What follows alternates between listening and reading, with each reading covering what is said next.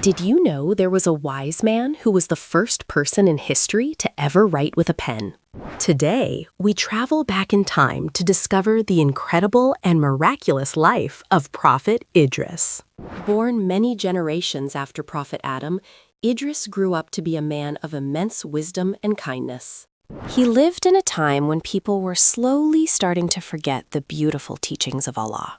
Idris was not just a prophet, he was also a pioneer in many skills that we still use today.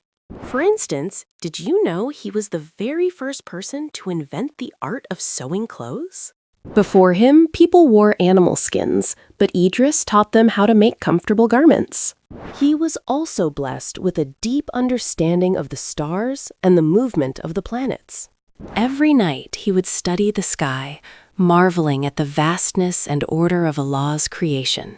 But his most famous gift was the ability to record knowledge using a pen on parchment. He wrote down the wisdom he received, helping his people learn and remember the truth. Idris was known for his extreme devotion, spending his days in prayer and constant remembrance. It is said his good deeds every single day were equal to all the other people on earth combined.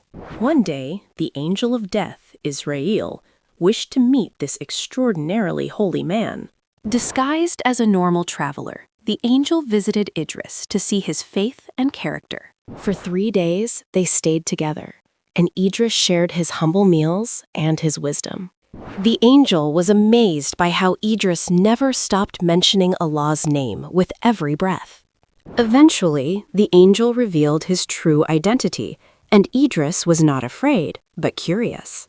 Idris made a unique request. He wanted to see the realities of the afterlife while still alive. He wanted to see hell to increase his fear of Allah, and heaven to increase his love for him. First, he was shown the fire of hell, which made him pray even harder for Allah's mercy. Then the angel took him to the magnificent gates of Jannah, the eternal paradise.